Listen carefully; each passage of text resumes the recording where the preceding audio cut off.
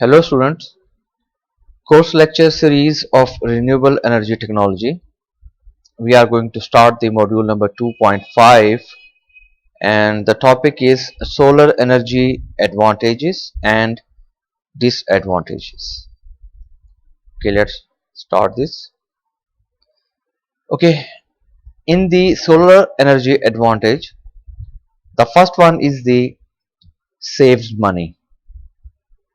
क्योंकि इस दुनिया में जो भी टेक्नोलॉजी को अडॉप्ट किया जाता है उसकी एडॉप्शन की बैक एंड पे जो मोस्टली चीज़ें हैं उनमें जो सबसे इम्पोर्टेंट चीज़ है वो है सेव ऑफ मनी कि किस तरीके से पैसे को या जो अर्निंग है उनको ज़्यादा से ज़्यादा बचाया जा सके। तो सोलर एनर्जी का एडवांटेज सबसे बड़ा ये है कि सेव मनी जो है वो इससे होगी। और सेकंड नंबर पे can be started easily as no starting time is involve. अच्छा, इस प्रोजेक्ट को सोलर एनर्जी के प्रोजेक्ट को जस्ट लाइक हम सोलर पैनल्स की बात करें कि installation of solar panels in our homes, तो हम कह सकते हैं कि हम उसको इजीली स्टार्ट कर सकते हैं और उसके लिए कोई लंबा चौड़ा शेड्यूल बनाने की जरूरत नहीं पड़ेगी, बल्कि जस्ट हमें उसके बारे में सोचना है और इन्वेस्टमेंट चाहिए और हम इस प्रोजेक्ट को सोलर इंस्टॉलेशन के प्रोजेक्ट को हम उसको इस्तेमाल में लेके आ सकते हैं और उसको इंस्टॉल कर सकते हैं। After the initial investment has been recovered, the energy from the sun is practically free. कि जो इनिशियल इन्वेस्टमेंट सोलर सिस्टम को लगाने के लिए या इंस्टॉल करने के लिए किसी भी जगह पर जब वो रिकवर्ड हो जाती है कुछ अरसे में, नॉर्मली 2 से 3 साल का अरसा होता है कि जो एक सोलर सेटअप लगाया जाता है और उस सेटअप पर जो खर्चा आता है, जो उसका एक्सपेंडिचर है, वो रिकवर हो जाता है तकरीबन 2 से 3 साल में। तो इनिशियल इन्वेस्टमेंट जो है वो रिकवर हो जाती है कुछ अरसे में और उसके बाद फिर जो भी सन से एनर्जी हमें जो मिलती है और उस एनर्जी के थ्रू जो सोलर सिस्टम काम करता है तो वो प्रैक्टिकली फ्री है। Financial incentives are available from the government that will reduce the cost. हम ये देख सकते हैं कि इन द 1970s और 80s में जो सोलर सेल की जो कॉस्ट है पर वॉट वो बहुत ज्यादा हाई थी और इन 1950s में अगर हम बात करें, जहां तक मेरे नॉलेज में है कि तकरीबन $300 पर वॉट से भी प्लस थी। तो ये रिड्यूस होते होते 1990s में तकरीबन 50-60 वॉट पर डॉलर पे आ गई और अब ये रिड्यूस होते होते काफी ज्यादा कम हो गई है। अगर हम पाकिस्तानी रुपीस की बात करें तो तकरीबन 10 किलोवाट का जो सोलर सिस्टम है कंप्लीट हाइब्रिड सिस्टम, वो 8 से 9 लाख में तकरीबन लग सकता है और 10,000 वॉट तकरीबन ये है। तो इसका मतलब ये हुआ कि अब इतना बड़ा सिस्टम जो है जिसमें इन्वर्टर, सोलर पैनल्स और तमाम स्ट्रक्चर, नेट मीटरिंग वगैरह शामिल होती है, बैटरी भी तकरीबन 1 लाख का खर्चा है तो हम 10 लाख लगा सकते हैं इसके लिए। ठीक है, तो ये आज से 10 साल पहले या 15 साल पहले इससे कई गुना ज्यादा खर्चा था और अब ये तकरीबन 9 से 10 लाख पे आ गया है और हम होप करते हैं कि इन दी नेक्स्ट नियर फ्यूचर में कि ये इससे भी सस्ता हो जाएगा सोलर वॉट जो है, जो सोलर सेल है वो पर वॉट में। अच्छा, इसका एक और एडवांटेज है, इन्वायरमेंट फ्रेंडली है। इसमें किसी किस्म का कोई इन्वायरमेंटल पोल्यूशन अवेलेबल नहीं है, शोर अवेलेबल नहीं है। ठीक है, क्लीन एंड ग्रीन एनर्जी है। It's not affected by the supply and demand of fuel, as is therefore not subjected to the ever increasing price of gasoline. तो हमें अंदाजा है इस बात का कि जो प्राइस ऑफ गैसोलीन है या प्राइस ऑफ कोल है या प्राइस ऑफ फ्यूल है, ये डिपेंड करता है इंटरनेशनल मार्केट की प्राइस पे और इंटरनेशनल मार्केट की जो प्राइस है वो सप्लाई एंड डिमांड की वजह से अप एंड डाउन होती रहती है। तो इससे बाज़ ऐसा होता है कि जब प्राइस बहुत ज्यादा हाई हो जाती है तो उससे इफेक्ट आता है सप्लाई एंड डिमांड में ऑफ दैट कन्वेंशनल फ्यूल्स जिसको हम फॉसिल फ्यूल्स कहते हैं। तो उससे अक्सर ये हो जाता है कि जब प्राइस इंक्रीज होती है गैसोलीन की या फॉसिल फ्यूल्स की, तो उससे जो एनर्जी बनती है उसकी प्राइस भी ऑटोमेटिकली इंक्रीज हो जाती है। लेकिन सोलर एनर्जी में ऐसा बिल्कुल नहीं है। Solar energy is clean, renewable, अच्छा गैस ऑयल एंड कोल की तरह ये नहीं है, सस्टेनेबल है and helps to protect our environment. It does not pollute air, और ये हमारे इन्वायरमेंट को प्रोटेक्ट करता है और जो हमारा इन्वायरमेंट है उसको पोल्यूशन से बचाता है, हमारी एयर को और ऑक्सीजन लेवल को बेहतर रखता है। क्योंकि अगर ये जो हम फॉसिल फ्यूल्स को बर्न करते हैं तो उससे carbon dioxide, carbon monoxide, nitrogen oxide, तो ये एक जहरीली गैसेज हैं जो कि फिजा में मौजूद रहती हैं, तो उससे पोल्यूशन की वजह से बीमारियां भी फैलती हैं। सेकंड देखते हैं स्लाइड इसकी एडवांटेजेस के बारे में। Therefore, solar energy does not contribute to global warming. Yes, it's a very important point कि ग्लोबल वार्मिंग जो है वो हमें अंदाजा है कि उसकी बड़ी वजह जो है ये पूरी दुनिया में इंडस्ट्रियलाइजेशन का बढ़ना, धुआं धुआं जो है इन इंडस्ट्रीज से निकलता है, गाड़ियों से, जहाजों से, तो इनकी वजह से जो ग्लोबल वार्मिंग है वो बढ़ती जा रही है। लेकिन सोलर एनर्जी जो है वो कंट्रीब्यूशन इसमें बिल्कुल नहीं करती।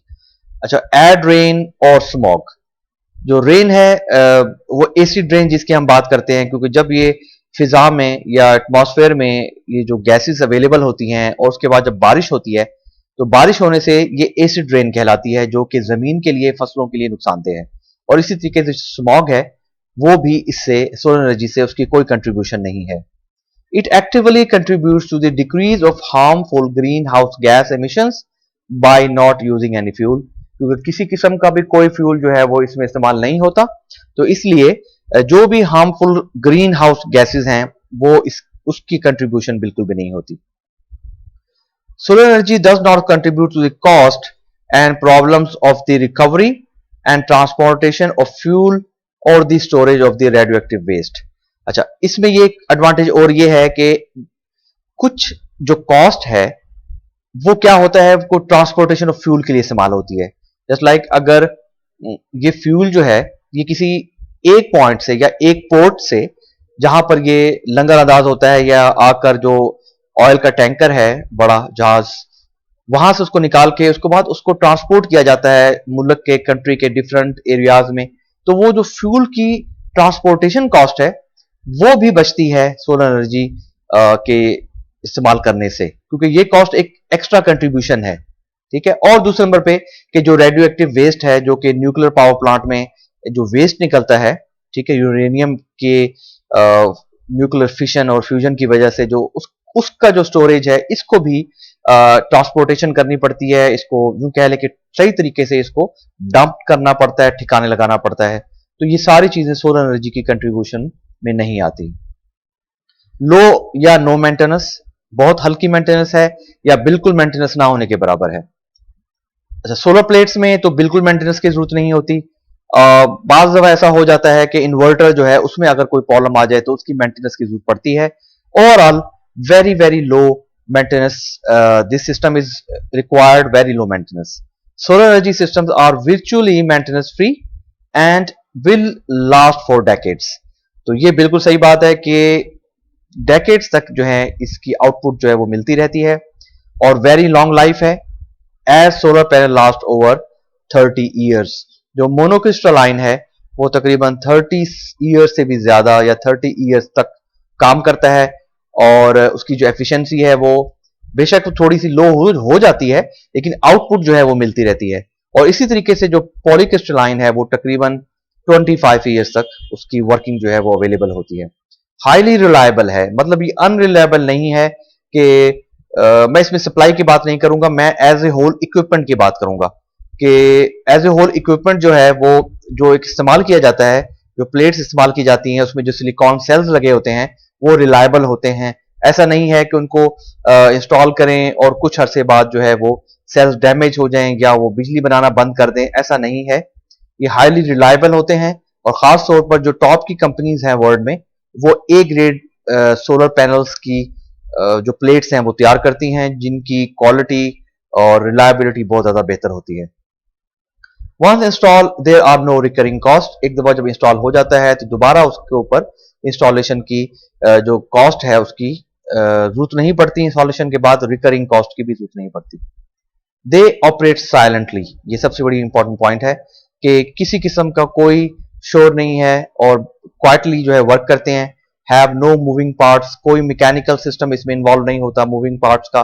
Do not release offensive smells, किसी किस्म की कोई भी बदबूदार स्मेल जो है वो नहीं आती। And do not require to add any fuel, और किसी किस्म का कोई भी फ्यूल जो है वो इसमें ऐड करने की जरूरत नहीं पड़ती। And the final slide of this solar energy advantage is more solar panels can easily be added in the future when a family's needs grow. Yes, it's a very important point कि अगर start में किसी भी family की need है 5 kilowatt की और उसने 5000 वाट का सोलर सिस्टम इंस्टॉल कर लिया है, और कुछ अरसे बाद 2 साल बाद 4 साल बाद कुछ अरसे बाद उन फैमिली को उसकी नीड है वो ग्रो कर जाती है और उनको 8 किलोवाट या 10 किलोवाट का सोलर सिस्टम जो है आप चाहिए, तो ऐसा नहीं होगा कि पहले वाले सिस्टम को हटा के नया सिस्टम लगाना पड़ेगा, बल्कि उसी सिस्टम के अंदर एक्सटेंशन अवेलेबल होगी कि हम एक्स्ट्रा प्लेट्स जो है वो परचेज करके, और अगर इन्वर्टर ऑलरेडी बिग पावर का है 10 किलोवाट का है तो वो जस्ट उसमें इंसर्ट करनी है और जो एनर्जी है सोलर पैनल्स की वो ऑटोमेटिकली शामिल हो जाएगी उस फैमिली की नीड्स के लिए। तो अगर इन्वर्टर जो है वो कम पावर का है तो उसमें वो जो पहले जो इन्वर्टर लगा हुआ है उसको मौजूद रहने दिया जाएगा और एक इन्वर्टर और एक्स्ट्रा बीच में ऐड हो जाएगा। These can be used with or without sun tracking। जी ये बड़े इंपॉर्टेंट पॉइंट है। जस्ट लाइक कुछ जो सोलर कलेक्टर्स हैं उनमें हमने देखा जब हमने एप्लीकेशंस पढ़ी कि और सोलर कलेक्टर्स के बारे में पढ़ा तो उसमें हमने देखा कि कुछ ऐसी एप्लीकेशंस हैं सोलर एनर्जी की जिसमें ट्रैकिंग की जरूरत पड़ती है, लेकिन ऐसा जरूरी नहीं है कि तमाम सोलर एनर्जी की एप्लीकेशंस में ट्रैकिंग की जरूरत पड़े। कुछ हैं जिनमें जरूरत पड़ती है लेकिन मोस्टली में इसकी जरूरत नहीं है। तो अगर हम बात करते हैं सोलर पैनल्स की तो उसके लिए इस सिस्टम्स के लिए किसी किस्म की ट्रैकिंग की जरूरत नहीं होती, बस जस्ट गुड एंगल या ओरिएंटेशन टुवर्ड्स द सन हमें इंस्टॉलेशन जो है वो करनी पड़ती है फ्रेम्स पर। रिटर्न और on investment unlike paying for utility bills, तो यूटिलिटी बिल्स जो है वो कुछ अर्से बाद बिल्कुल खत्म हो जाते हैं, बल्कि माइनस में हो चले जाते हैं, क्योंकि जब इलेक्ट्रिसिटी जनरेट हो रही होती है और नेट मीटरिंग के थ्रू ग्रिड में शामिल हो रही होती है तो हम ये कह सकते हैं कि कुछ अरसे बाद इंस्टॉलेशन के कुछ अरसे बाद जो बिल्स हैं वो तकरीबन आना बंद हो जाते हैं और जो एक्स्ट्रा बिल्स हैं जो पॉजिटिव में यूनिट्स चले जाते हैं तो वो एक किस्म का रिटर्न ऑन इन्वेस्टमेंट मिलना शुरू हो जाती है। Excess power can be sold back to the power company if grid intertied. तो जैसे मैंने अभी यहां बताया कि अगर ग्रिड के साथ कनेक्टेड है और नेट मीटरिंग अवेलेबल है, मीटर लगा हुआ है, तो जो एक्स्ट्रा पावर है वो सोल्ड बैक इस तरीके से हो जाएगी कि जो यूटिलिटी बिल्स हैं वो वेव ऑफ हो जाएंगे, और क्योंकि वो एक्स्ट्रा यूनिट्स जो हैं वो अवेलेबल होंगे और जो समर के दिनों में जो एयर कंडीशन चलेंगे उनमें यूटिलिटी बिल्स जो हैं वो ऑटोमेटिकली वेव ऑफ होंगे without actually paying the cash to the bank.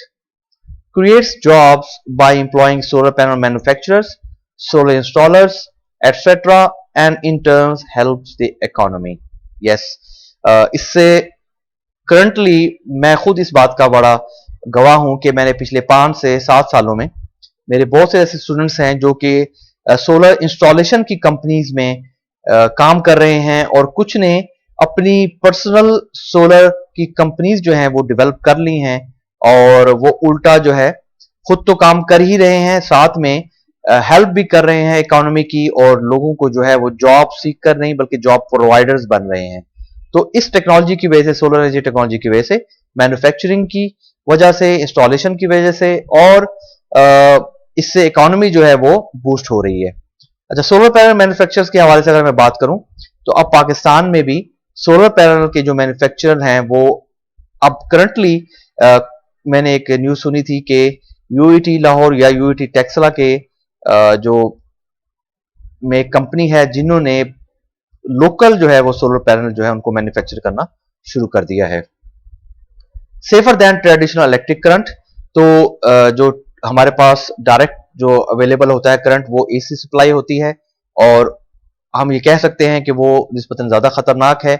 और यहाँ पर डीसी सप्लाई होती है सोलर पैनल्स से जो हमें आउटपुट में मिलती है, तो हम ये कह सकते हैं कि that one is a safer than traditional electric current.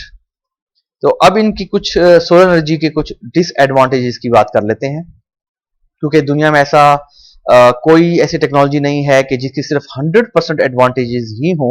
तो एडवांटेजेस के साथ डिसएडवांटेजेस भी कुछ ना कुछ जरूर होते हैं प्रैक्टिकल सिस्टम्स में। The initial cost is the main disadvantage of installing a solar energy system. Yes, ये बात बिल्कुल सही है कि एक दफा जब सोलर सिस्टम को इंस्टॉल करना पड़ता है तो उसके लिए जो इनिशियल कॉस्ट है वो एक मेन डिसएडवांटेज नजर आता है कि उसको हर कोई जो है वो अफोर्ड नहीं कर सकता, खास तौर पर lower middle class. Largely because of the high cost of semi conductor materials used in the manufacturing. इसकी एक बड़ी वजह यह है कि जो सोलर पैनल्स की कॉस्ट है वो सेमी कंडक्टर मटीरियल्स के इस्तेमाल होने की वजह से है, क्योंकि उनकी कॉस्ट ज्यादा है।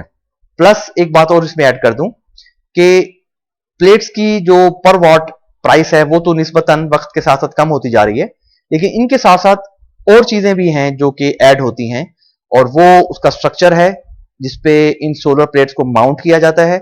और इसके अलावा जो इन्वर्टर है उसकी प्राइस भी काफी ज्यादा है।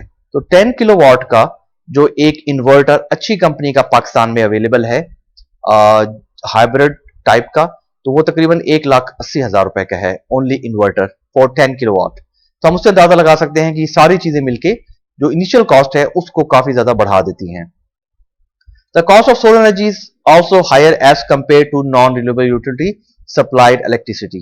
अच्छा, एक दफा अगर हम बात करें कि solar energy in the starting की अगर बात करें तो वो बिल्कुल हायर पड़ती है अगर हम उसको कंपेयर करते हैं non renewable utility supplied electricity जो हमें दे रही होती है। लेकिन लाजमी बात है जैसे जैसे हम इसको इस्तेमाल करते जाएंगे वैसे वैसे जो रिटर्न है इन्वेस्टमेंट का वो मिलना शुरू हो जाएगा। Solar panels require quite a large area for installation to achieve a good level of efficiency. Yes, ये एक बड़ा इंपॉर्टेंट पॉइंट है कि जो सोलर पैनल्स हैं उनकी इंस्टॉलेशन के लिए काफी बड़ी जगह चाहिए होती है, ठीक है। और तकरीबन एक अगर मैं एक एस्टिमेट लगाऊं तो 5 किलोवाट का अगर कोई सिस्टम प्लेस करना है रूफ पर, तो तकरीबन 800 से 1000 स्क्वायर फीट की जो है वो छत चाहिए होगी, जिसको मैं कह सकता हूं कि तकरीबन 4.25 4.5 मरले की जगह प्योरली चाहिए होगी जहां पर इसको इंस्टॉल किया जा सकेगा। अच्छा, एक बात और है, क्योंकि एफिशिएंसी जो है वो 100% अभी नहीं है, तो इसलिए प्लेट्स जो है वो ज्यादा लगती हैं। तो जैसे ही एफिशिएंसी बढ़ती जाएगी, प्लेट्स की तादाद कम होती जाएगी, तो हम ये कह सकेंगे कि जो लार्ज एरिया है इंस्टॉलेशन का वो ऑटोमेटिकली कम होता जाएगा। अच्छा, एक बात और है कि जब आज से 10-20 साल पहले जब 150-100 वाट की प्लेट होती थी तो हमें अंदाजा है कि 5 किलो वाट तक पहुंचने के लिए 50 प्लेटें चाहिए थी। लेकिन आज के इस दौर में करंटली प्रेजेंटली 400 वाट की प्लेट भी अवेलेबल है, तो हम देख सकते हैं तो उसके लिए हमें अब इतनी ज्यादा प्लेट्स नहीं चाहिए, बल्कि तकरीबन 12 से 13 14 के करीब प्लेट चाहिए। और तो अब यहां से हमें अंदाजा हो रहा है कि जो एरिया है वो ऑटोमेटिकली कम होता जा रहा है, लेकिन still it need a large area for installation. The efficiency of the system also relies on the location of the sun. ये बड़ा इंपॉर्टेंट पॉइंट है, क्योंकि सन की जो लोकेशन है उससे बड़ा जो है एफिशिएंसी मैटर्स करती है। Although this problem can be overcome with the installation of certain components. उससे ये है कि कुछ एक्स्ट्रा कंपोनेंट्स लगा के जब हम उसको माउंट कर रहे होते हैं तो उसकी ओरिएंटेशन ठीक तरीके से लोकेशन ऑफ द सन की तरफ कर दी जाती है। No solar power at night. Yes, रात के टाइम पे कोई सोलर पावर अवेलेबल नहीं होती, so there is a need for a large battery bank. तो जिन एरियाज में ग्रिड की पावर अवेलेबल नहीं होती तो वहां पर लार्ज बैटरी बैंक जो है वो इस्तेमाल करना पड़ता है, जो कि कॉस्टली है। The final slide of the solar energy disadvantage. Depending on geographic location, the size of the solar panels vary for the same power generation. Yes. अच्छा, geographic location का मकसद ये हुआ, अगर मैं बात करूं कि एक ही कंट्री में कुछ ऐसे एरियाज भी या लोकेशंस या ऐसे सिटीज भी होते हैं कि जहां पर सूरज की जो इंटेंसिटी है पूरा साल नहीं होती एक जैसी, खासतौर पे सर्दियों में। लेकिन अ, उसी कंट्री के दूसरी लोकेशन में जो सूरज की इंटेंसिटी है वो तकरीबन साल में से 10 महीने अवेलेबल होती है। और कुछ ऐसे लोकेशंस अपर एरियाज ऐसे होते हैं कि जहां पर मोस्टली क्लाउडी एरियाज होते हैं या वहां पर जो सूरज की इंटेंसिटी है वो नहीं होती, और उसकी वजह से जो सेम पावर जनरेशन के लिए जो सोलर पैनल्स हैं वो वेरी करते हैं। ठीक है, पैनल्स एक जैसे भी लगे हों लेकिन लोकेशन की वजह से भी पावर की जो जनरेशन है उसमें फर्क आ जाता है। Cloudy days do not produce as much energy. Yes, cloudy days की वजह से जो एनर्जी है वो बहुत ज्यादा प्रोड्यूस नहीं होती। Lower solar production in the winters months, और सर्दियों के दिनों में जो है वो प्रोडक्शन काफी लो हो जाती है। Solar powered cars do not have the same speeds and power as typical gas powered cars. हम ये कह सकते हैं कि जो सोलर पावर्ड गाड़ियां जो इस टाइम करंटली अवेलेबल हैं उनकी उतनी ज्यादा स्पीड नहीं है या पावर नहीं है जो कि गैस पावर्ड या पेट्रोल या डीजल से जो गाड़ियां चलती हैं। लेकिन this is starting to change. अब टेक्नोलॉजी क्योंकि इंप्रूवमेंट आ रही है और इंप्रूवमेंट की वजह से जो उनमें सोलर सोलर सेल्स की एफिशिएंसी बढ़ती जा रही है, तो हम ये कह सकते हैं कि अब ये चीज स्टार्ट होना चेंज होना स्टार्ट हो गई है। तो हम होप करते हैं कि नेक्स्ट 5 to 10 years में टेक्नोलॉजी इतनी एवोल्यूट कर जाएगी कि हम हो सकता है कि जो सोलर पावर जो कार्स होंगी उनकी भी सेम स्पीड और पावर होगी as gas powered cars. Thank you.